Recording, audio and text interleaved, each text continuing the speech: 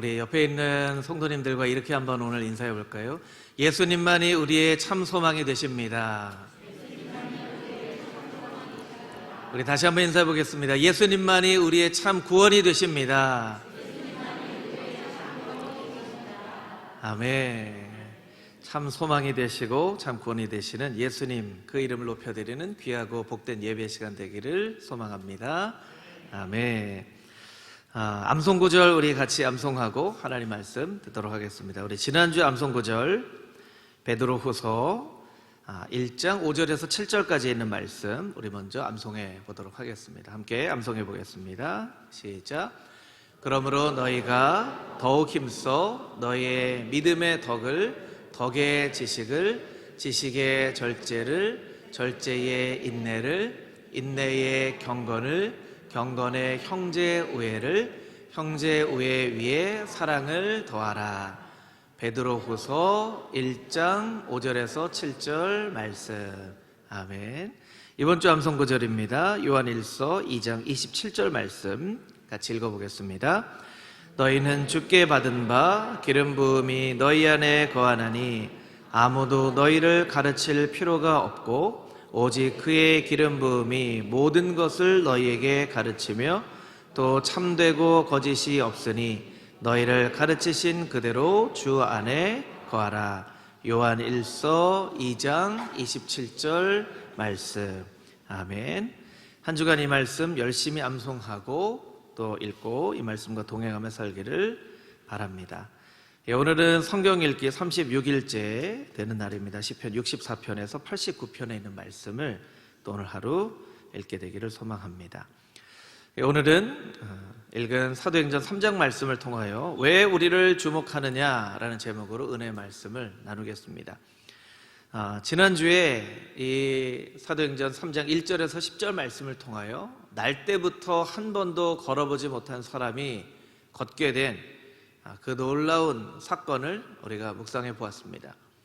한 번도 걸어보지 못한 사람, 하루도 빠짐없이 성전에 갔으나 한 번도 성전 안으로는 들어가 보지 못한 사람, 하나님의 임재하심이 가장 상징적으로 경험되어지는 그 성전에 가장 가까이에 있었지만 하나님을 바라보기보다 그 성전에 오는 사람들만 바라보며 살았던 이 한 사람, 이 사람을 베드로와 요한이 주목하여 보고 예수 그리스도의 이름으로 일으켜 세웁니다. 그래서 그가 걷고 뛰고 또 한 번도 들어가 보지 못했던 성전으로 들어가서 하나님을 찬양하는 그런 놀라운 기적의 사건을 우리가 지난주에 말씀을 통해서 경험을 하였죠. 이 사람의 삶 가운데 걷지 못했다가 걸었던 것도 기적이지만 더 큰 기적은 하나님을 찬송하지 못했던 인생이 하나님을 찬송하는 인생이 되었다는 더 큰 기적의 사건을 우리가 지난주에 말씀을 통해서 함께 살펴보았습니다. 오늘은 그 사건이 일어난 이후에 있는 그 일들에 대한 말씀입니다. 오늘 말씀을 통하여 또 하나님께서 우리에게 주시는 영적인 메시지를 듣게 되기를 원합니다. 11절 12절 말씀 우리 같이 한번 다시 읽어보겠습니다. 11절 12절에 있는 말씀 함께 한 목소리로 읽겠습니다.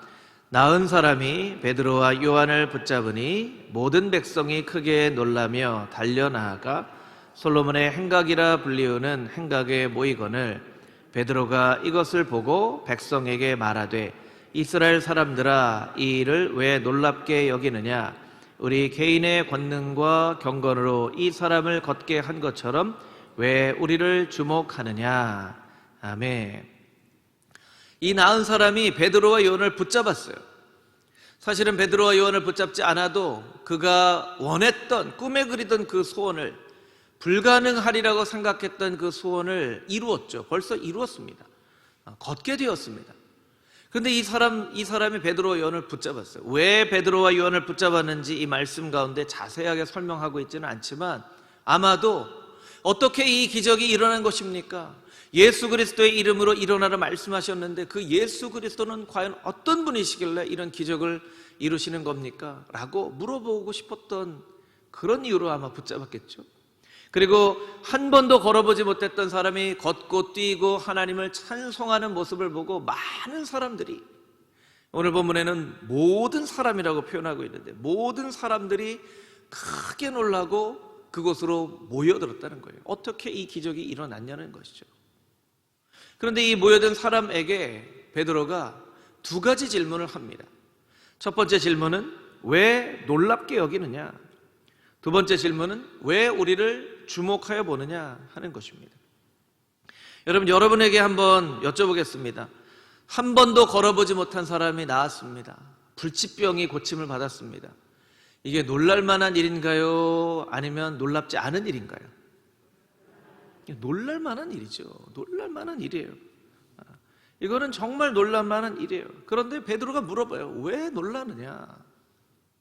이 베드로의 질문에는 뭔가 의미가 있다는 것이죠. 왜 놀라느냐?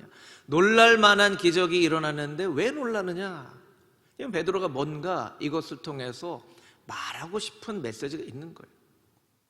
이 베드로의 마음 가운데 있는 왜 이걸 놀라게 여기느냐라고 하는 질문을 하게 된 마음은 아마도 이러한 것일 것입니다. 예수님께서 공생의 기간 동안에 물고기 2마리와 보리떡 5개를 통하여 5,000명을 먹이는 기적을 이루셨는데도 너희가 예수님을 믿지 않지 않았느냐? 나사로가 죽어서 장사되어 이제 무덤에 들어가 있고 죽은 지 4일이 돼서 냄새가 나는 지경에 이르렀지만 예수님께서 그 돌문을 여시고 죽은 나사로를 걸어오게 만들지 않았느냐? 38년 된 병자, 아무런 소망도 없는 사람을 고치지 않았느냐? 많은 사람들을 고치고 살리고 위로해주고 눈물을 닦아주고 천국 복음을 전파하였음에도 불구하고 너희가 그 예수 그리스도를 믿지 않았다는 그 사실이 더 놀라운 사건이다. 베드로가 이야기를 하는 거예요. 아니 이런 일로 놀라느냐? 이 일이 놀라운 것이 아니라 그렇게 많은 기적을 이루신 예수 그리스도를 믿지 않고 오히려 십자가에 못 박혀 죽게 한 너희들이 더 놀라운 자들이다. 놀랄 일은 바로 그런 게 놀랄 일이다 라고 말하고 싶은 베드로의 마음이 있는 거예요. 그러니까 오늘 본문 말씀 가운데에도 이 하나님께서 예수님을 어떻게 메시아로 이 땅 가운데 보내주셨는지가 잘 설명이 되어 있는 것이죠. 여러분, 예수님께서는 이 땅에 오셔서 나는 세상의 빛이다, 나는 부활이요 생명이다, 나를 본 자는 아버지를 본 자다, 오시리가 바로 당신이십니까? 내가 바로 그이다 라고 말씀하셨어요. 근데 사람들은 예수님을 믿었나요? 안 믿었나요? 안 믿었어요. 이게 더 놀라운 일이라는 거예요. 이게 더 놀라운 일이라는 거예요. 무엇이 더 놀랄 만한 일인지를 잘 알고 살아야 한다는 것이죠. 여러분, 우리가 살고 있는 이 지구는요 23.5도가 이렇게 기울어져 있어요. 이 기울어져 있는 축을 통해서 스스로 이제 자전을 하죠. 그리고 태양을 중심으로 이렇게 공전을 합니다.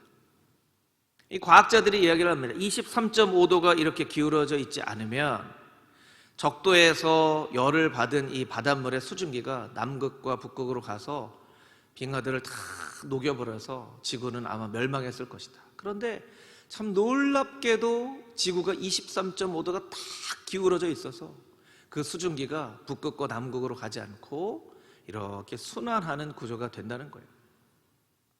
달과 태양 사이의 거리는 약 32만 킬로미터입니다. 정확하게 말해서 32만 1868킬로미터예요. 그런데 이 달과 지구 사이의 거리가 조금만 더 가깝거나 조금만 더 멀어도요, 이 달과의 거리 때문에 밀물과 썰물이 일어나는 것인데 조금만 더 가깝거나 멀어도 밀물이 다 올라와서 육지가 하나도 남기지 않고 다 바다가 될 거라는 거예요. 그런데 어떻게 이렇게 정확하게 32만 1868km가 탁 돼서 바닷물이 들어왔다가 나갔다가 들어왔다가 나갔다가. 여러분, 바닷가 가보시면 물이 이렇게 들어갔다 나갔다 하잖아요. 우리가 볼 때에는 이게 아주 큰 차이인 것처럼 보이지만 이 지구와 달과의 거리를 보면 아주 미세한 차이가 있어도 그 밀물과 썰물, 이건 너무너무나 정말 정교하게 이 만들어진 이 달과 지구의 모습이라는 것이죠. 우리가 살고 있는 이 지구의 그 껍질이 있어요. 지각의 두께가 있는데, 지각의 두께는 뭐 지역마다 좀 다르긴 하지만 평균적으로 약 3m 정도라고 해요. 근데 3m보다도 조금만 더 지각의 두께가 두꺼우면요, 지구가 숨 쉴 수가 없대요. 정확하게 지구가 숨 쉴 만한 그런 두께가 되어져서 이 식물과 우리들이 다 숨쉬고 살아가는 것이라고 합니다. 어떤 지역은 마그마가 이렇게 막 오는 그런 지역도 있죠. 어떤 지역은 또 두꺼운 지역도 있어요. 근데 참 기가 막히게 지구가 균형을 맞추고 있다는 거예요. 아까 말씀드렸던 것처럼 지구는 23.5도 기울어져 있는 이 기울기에 따라서 스스로 회전을 하는데, 지구가 이렇게 스스로 회전하는 속도가요, 시속 1600km. 1600km. 차를 운전하고 가다 보면 시속 100km로만 가도 굉장히 빠릅니다. 그런데 그 100km보다 16배나 빠른 속도로 지구가 이렇게 돌아가고 있어요. 그런데 우리가 지금 어지럽다고 하시는 분들이 아무도 없잖아요. 그렇죠? 그럼 지구가 너무 빨리 돌아서 어지러워요, 목사님. 이런 분 제가 한 번도 못 본 것 같아요. 1600km, 시속 1600km의 속도로 지구가 너무나 빠르게 막 회전하고 있는데, 어떻게 이 지구 안에 있는 모든 생물들이 이렇게 편안하게 살 수 있냐는 거예요. 그러면 여러분, 이 지구가 저절로 만들어졌다고 믿는 게 정상입니까? 아니면 하나님께서 이 지구를 오묘한 섭리 가운데 창조하셨다고 믿는 것이 정상입니까? 창조하셨다고 믿는 게 정상이죠. 그런데 많은 사람들이 어떻게 믿고 있어요? 하나님이 창조하셨다고 믿습니까? 아니면 저절로 생겨났다고 믿습니까? 저절로 생겨났다고 믿는 거예요. 이게 더 놀라운 일이에요. 이게 더 놀라운 일이에요. 어떻게 이 지구가 저절로 생겨났다고 생각할 수 있냐는 거예요.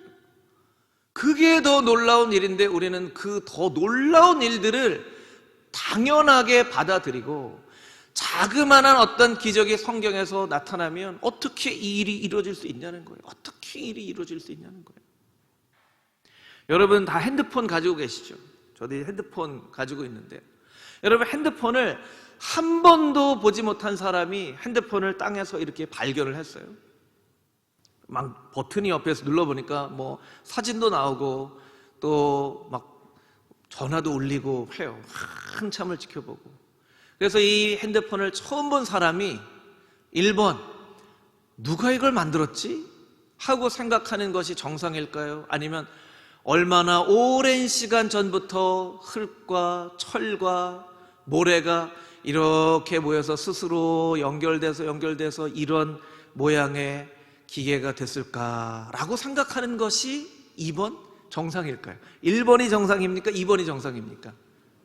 1번이 정상이죠. 1번이 정상이에요. 이게 저절로 만들었다고 생각하는 것이 비정상이죠. 여러분, 인간의 육체는 이 핸드폰과는 비교할 수 없을 만큼의 너무나 오묘한 것들이 많아요. 너무나 오묘한 것들이 많아요. 설명하려면 끝이 없을 만큼 오묘한 것이 인간이에요. 그런데 이 인간을 바라보면서 하나님이 이 인간을 정말 신묘막측하게 창조하셨다고 생각하는 것이 1번.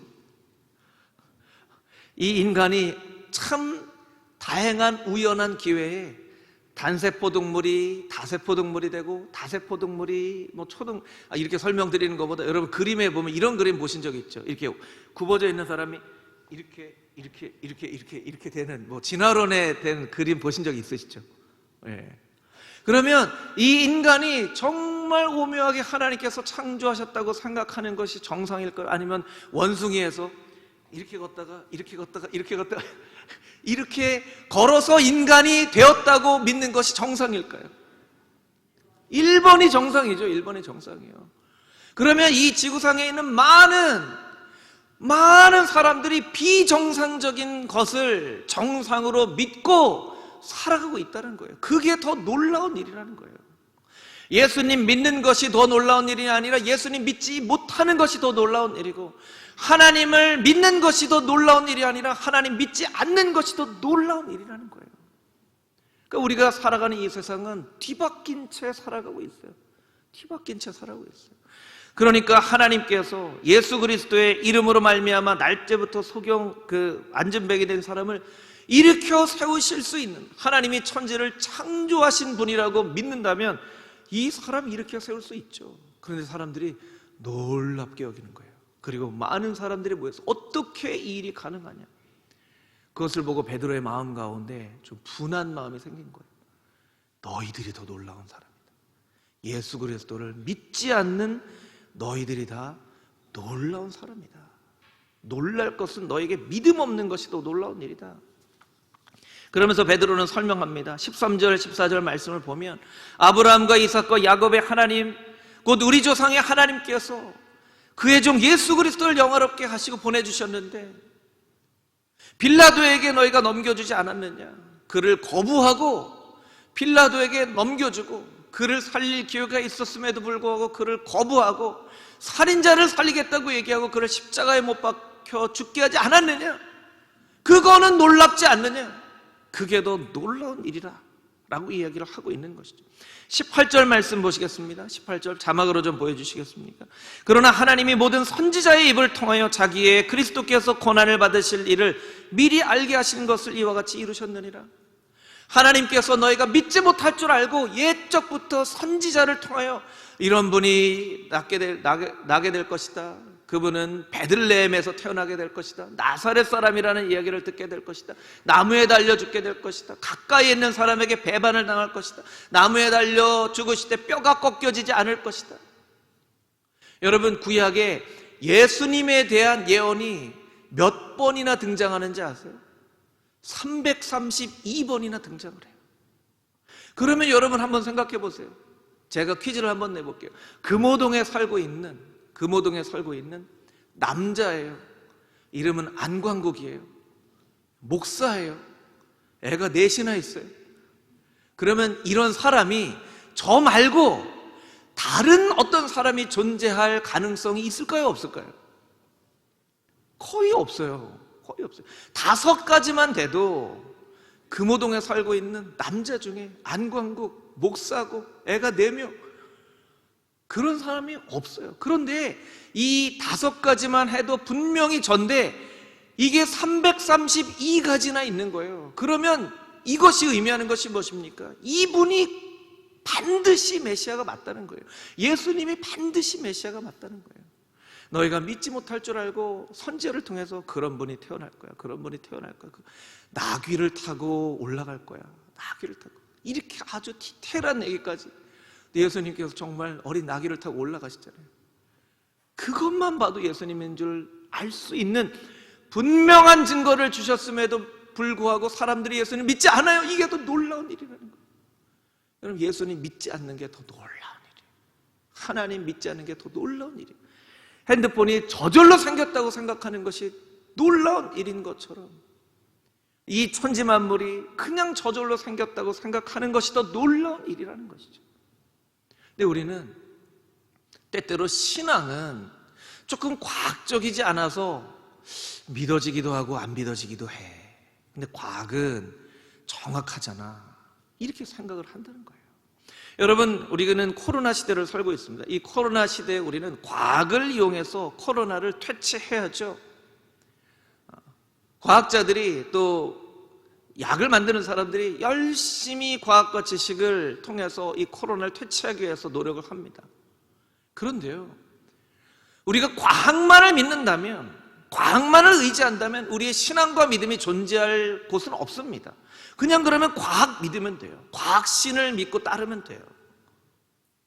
여러분, 제가 과학을 부정하는 게 아닙니다. 과학을 무시하는 게 아닙니다. 과학이 없어도 된다고 얘기하는 게 아니에요. 그 과학을 만드신 분이 바로 하나님이시라고 얘기하는 거예요. 여러분, 과학을 만드신 분이 하나님이시라면 하나님은 이 과학을 뛰어넘는 일들도 능히 해가실 수 있다는 것을 우리는 깨달아 알아야 돼요. 믿어야 돼요. 그것이 바로 신앙입니다. 그런데 사람들은 과학과 조금 다른 일들이 성경에서 일어나면 이걸 어떻게 믿어? 이걸 어떻게 믿어? 라고 얘기를 한다는 거예요. 여러분, 오늘 2부 예배 드리고 집으로 가는 길에 핸드폰을 보니까 막 뉴스가 나와요. 속보입니다. 갑자기 전 지구에 있는 코로나 바이러스가 자취도 찾을 수 없을 만큼 순식간에 다 사라져 버렸습니다. 할렐루야. 그런 뉴스를 여러분이 보게 된다 할지라도 여러분 놀라지 마십시오. 그런 일들이 일어나면 이게 누가 하신 일이에요? 하나님이 하신 일이에요. 하나님은 그보다 더 놀라운 일들도 행하실 수 있는 분이시라는 거예요. 할렐루야. 그 하나님을 믿는 것이 믿지 않는 것보다, 아니 믿지 않는 것이 더 놀라운 일이라는 거예요. 더 놀라운 일이에요. 여러분, 우리가 미래에 대한 계획을 세웁니다. 우리가 미래에 대해서 계획을 세워요. 자녀들을 어떻게 키울지를 계획을 합니다. 또 노후에 어떻게 살지를 계획을 합니다. 어떻게 성공을 하고 어떻게 또 살아갈지를 막 계획을 해요. 그런데 우리의 계획대로만 우리의 삶이 펼쳐진다면 우리의 신앙은 별로 필요가 없어요. 그냥 계획만 믿고 살면 돼요. 계획만 믿고 살면 돼요. 근데 여러분, 제가 여러분에게 한번 여쭤볼게요. 여러분의 지나온 인생이 여러분의 계획대로 다 됐습니까? 계획대로 다 됐어요? 여러분, 제가 계획 세우지 말자는 얘기가 아니에요. 계획 세워야죠. 사람도 계획을 세우고 자녀 계획도 세우고요. 또 교회도 2021년을 준비하면서 정책당회도 하고 교육부서에서도 계획을 세우고 여전도의 남선교회에서도 계획을 세워요. 계획 세우지 말자는 얘기가 아니에요. 그런데 계획보다 더 뛰어난 하나님의 계획이 무엇인지를 우리가 기도하면서 발견해야 된다는 거예요. 계획을 열심히 세우지만 그 열심히 세우는 계획보다 더 열심히 기도함으로 하나님, 내 계획은 이렇습니다. 그런데 당신의 계획은 무엇입니까? 라고 묻는 그런 기도하는 마음이 우리에게 필요하다는 거예요. 근데 여러분이 열심히 계획 세우는 것보다 더 열심히 기도하고 계세요? 그럼 우리가 스스로에게 물어봐야 된다는 거예요. 나는 더 열심히 기도하고 있는가? 하나님께 하나님의 계획은 무엇인지 묻고 있는가? 여러분, 만약 우리의 계획대로 되었다면 우리는 내년에 이렇게 헌당을 위해서 헌금하고 이거 못할 일이죠. 그렇죠? 참, 헌당을 위해서 기도하면서 제가 마음 가운데 회개했던 것은 무엇이냐면, 하나님, 제가 하나님이 전능하신 분인지를 알고 있었음에도 불구하고 저도, 참 부끄러운 일이지만 저도 제 나름대로 이 헌당을 하려면 지금 성도들이 이만큼 모이는데 하고서 막 계획하니까 한 몇 년 뒤에 헌당을 할 수 있을 거라고 내가 계획을 세워놓고 내 계획만 자꾸 바라보고 있는 거예요. 그러니까 하나님이 저를 막 흔들어서, 야, 넌 왜 네 계획만 자꾸 들여다보냐? 내 계획을 물어봐야지. 그래서 정신을 번쩍 차리고 보니까 하나님이 우리의 계획과는 정말 비교할 수 없는 하나님의 놀라운 계획을 가지고 금호중앙교회를 이끌어주고 계신 거예요. 할렐루야. 여러분, 우리의 계획 이상의 놀라운 일을 행하시는 그 하나님의 계획을 묻고 더 열심히 기도함으로 이 일들을 이루어나가는 금호중앙의 모든 성도님들이 다 되시기를 주님의 이름으로 축복합니다. 여러분에게도 계획이 있을 거예요. 나름대로 계획이 있을 거예요. 그런데 여러분, 계획을 세우는 것보다 더 열심히 기도하셔야 돼요. 금호중앙교회도 내년 창립 65주년에 65주년 기념일에 우리 헌당을 하고 이런 막 계획을 세웠잖아요. 그런데요, 계획만 세우고 기도하지 않으면요, 이게 계획이 어떻게 이루어질지 몰라요. 더 열심히 기도할 수 있게 되기를 주님의 이름으로 축복합니다. 아멘. 아멘. 하나님의 생각은 우리의 생각과 비교할 수 없는, 우리는 자꾸 얘기를 합니다. 세상을 바라보고 나 자신을 바라보고 이거 될까? 안 되지 않을까? 이거 할 수 있을까? 할 수 없을 것 같은데. 뭐 그런 얘기가 있잖아요. 예수님이 메시아라고 얘기하니까 어떤 사람들은 나사렛에서 무슨 선한 것이 나올 수 있겠어. 혹시 여러분 가운데 이 금호동에서 무슨 이런 생각하고 계신 분 있으신지 모르겠어요. 여러분, 금호동에서 대한민국을 깜짝 놀랄 만한 놀라운 기적의 역사가 일어날 수 있을 줄 믿습니다.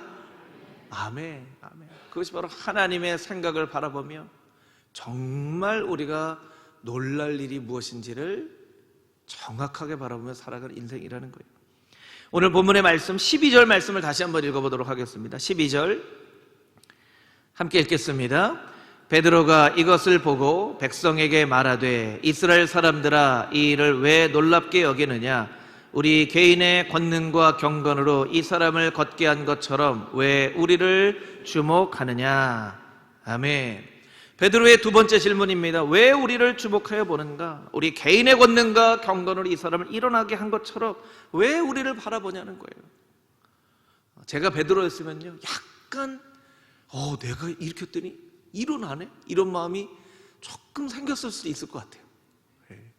그렇죠. 여러분 생각해 보세요. 여러분이 누군가 주변에 있는 정말 기도가 필요한 분에서 기도했는데 막 암이 싹 사라지고 막 병이 막 낫게 되고 한 번도 일어나보지 못한 사람이 일어나면 여러분이 좀 어떤 마음이 드시겠어요? 좀 약간 그런 하나님이 나를 통해서 일하시네 이런 마음이 들지 않을까요? 근데 베드로는요, 왜 나를 보냐는 거예요. 왜 나를 보냐? 그 사람이 잡은 손은 베드로의 손이었지만 그 베드로가 예수님의 긍휼한 마음을 가지고 그 사람의 손을 잡았을 때 그 손은 예수님의 못 박히신 손으로 바뀌어집니다. 하나님의 천지를 창조하신 손으로 바뀌어져요. 베드로가 깨달아 아는 거예요. 이건 내가 한 일이 아니다. 내가 한 일이 아니다. 오직 하나님이 하신 일이다. 이 베드로의 마음 가운데 어떤 마음이 있었습니까? 나를 통하여 오직 예수 그리스도만이 나타나기를 원한다. 나를 통하여 오직 하나님의 놀라운 은혜만이 나타나기를 원한다 하는 마음이 있었던 거예요. 그러니까 16절 말씀과 같이 베드로가 이야기를 할 수 있는 것이죠. 16절 말씀 자막으로 함께 읽어보겠습니다. 시작. 그 이름을 믿음으로 그 이름이 너희가 보고 아는 이 사람을 성하게 하였나니 예수로 말미암아 난 믿음이 너희 모든 사람 앞에서 이같이 완전히 낫게 하였느니라. 아멘. 오직 예수 그리스도의 이름으로 말미암아 이 사람이 낫게 되었다라고 분명하게 이야기를 하고 있는 거예요. 오직 예수 그리스도의 이름으로 말미암아. 지금은 다 예수님을 믿어도 예수님 믿는다는 것 때문에 박해를 받는 나라는 거의 없습니다. 이슬람에 있는 나라나 저 북한이나 몇몇 아직도 사회주의의 이 잔재가 남아있는 그 나라들을 제외하고는 예수님 믿는다는 것으로 핍박받는 때는 이제 거의 지나갔죠. 그런데 지금 러시아, 구소련이죠. 소련과 동유럽의 공산주의가 아주 득세를 할 그때쯤에는 예수님 믿는다는 사실만 발각돼도 감옥에 가서 오랫동안 감옥 생활을 해야만 했어요. 루마니아에도 그런 때가 있었는데 이 예수님 믿는 그리스도인들을 감옥에 가두고 오랫동안 가뒀죠. 루마니아의 기독교의 아버지라고 하는 리차드 범브란트 목사님도 오랜 시간 동안 감옥에서 옥살이를 하였습니다. 정말 춥고 배고픈 감옥에서 이 목사님이 시간이 되면 사람들을 모아놓고 뭐 성경책도 없고 하니까 그냥 예수님에 대해서 복음에 대해서 이렇게 늘 설명을 해주는 그런 시간들을 가졌다고 해요. 그런데 한 무신론자 젊은 청년이 목사님에게 이렇게 질문을 했다고 합니다. 목사님이 그렇게 설명을 해줘도 제가 성경의 지식도 없고 잘 이해가 안 됩니다. 목사님의 자세한 설명을 들어도 예수님이 어떤 분인지가 잘 이해가 되지 않습니다. 목사님, 조금 더 쉽게 예수님이 어떤 분인지를 좀 알려주실 방법이 있겠습니까? 그 목사님이 잠깐 생각에 빠졌어요. 이 사람에게 정말 예수님을 알려주고 싶은데 어떻게 하면 알려줄까? 잠깐 생각하다가 목사님이 조심스럽게 입을 떼서 이렇게 얘기를 합니다. 예수님은 나 같은 분이셨습니다. 이 리차드 범버런트 목사님이요, 감옥에 있으면서 누가 담요를 달라 그러면 그냥 담요 줘버리는 거예요. 누가 빵을 좀 더 먹고 싶다면 그냥 빵 주는 거예요. 누가 조금 일해야 되는데 일하기 싫다 그러면 대신 노동하는 거예요. 정말 예수님처럼 사신 거죠. 그 감옥에서. 이 목사님 순간 고민이 된 거예요. 어떻게 하면 예수님을 잘 나타낼 수 있을까? 예수님은 나 같은 분이셨습니다. 그랬더니 그 얘기를 들은 청년이 가만히 생각을 하더니 이렇게 대답을 했다고 합니다. 목사님, 만약 예수님이 정말 목사님 같은 분이시라면 저는 그 예수님을 믿고 싶습니다. 정말 목사님 같은 분이시라면 예수님 믿고 싶습니다. 예수님은 나 같은 분이시라는 그 이야기도 참 감히 하기 쉽지 않은 이야기이지만 더 쉽지 않은 일은 목사님이 예수님이 당신 같은 분이라면 나는 그 예수님을 믿고 싶습니다라는 대답을 듣기가 더 어려운 일이죠. 여러분, 오늘날 여러분이 만약에 누구에겐가 예수님은 나 같은 분이십니다 라고 이야기를 한다면 그 이야기를 들은 그 사람이 예수님 만약에 당신 같은 분이시라면 나는 그 예수님 믿고 싶습니다, 이런 대답을 들으실 수 있으시겠습니까? 그런 대답을 들을 수 있도록 우리가 더 예수님을 닮아가고 더 간절한 마음으로 기도하고 우리의 말과 표정과 행동이 예수님을 점점 더 닮아가도록 노력해야 된다는 거예요.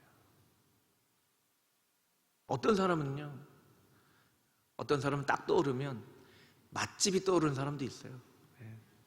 어디에서 뭐 시켜 먹을까? 그거 누구누구한테 물어보면 잘 알아. 맛집이 생각나는 사람이 있고요. 이거 어떻게 하면 돈을 벌까? 돈 버는 거 그 사람한테 물어보면 돈 벌 수 있는 방법을 잘 설명해 줄 거예요. 돈 벌 수 있는 그런 방법이 생각나게 하는 사람도 있고요. 어떤 사람은 그 사람 정말 재밌는 사람이지, 재미가 생각나게 하는 사람도 있어요. 여러분은 여러분 주변에 있는 사람들에게 무엇이 생각나게 하는 사람입니까?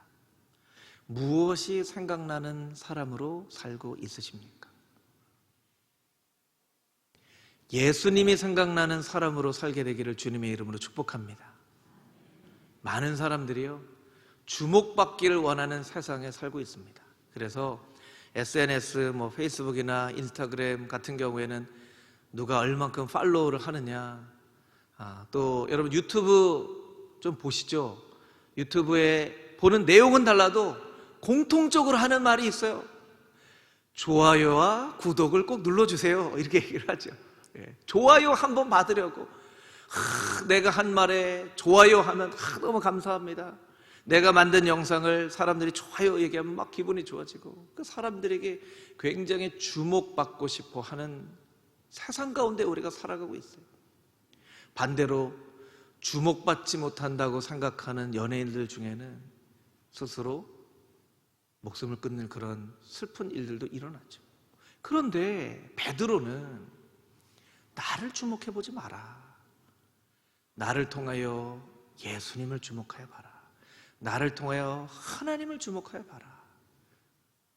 나를 주목하는 인생이 아니라 나를 통하여 예수님을 보게 하고 하나님을 보게 하는 그런 인생으로 살았다는 거예요. 여러분, 사람들이 금호중앙교회를 바라보면 무엇이 생각날까요? 무엇이 생각날까요? 정말 맛있는 커피가 있는 카페가 있습니다. 아이들과 또 성도들이 언제든지 운동할 수 있는 체육관이 있습니다. 금호중앙교회는 건물이 멋진 곳입니다. 이것도 우리가 자랑할 만한 일이죠.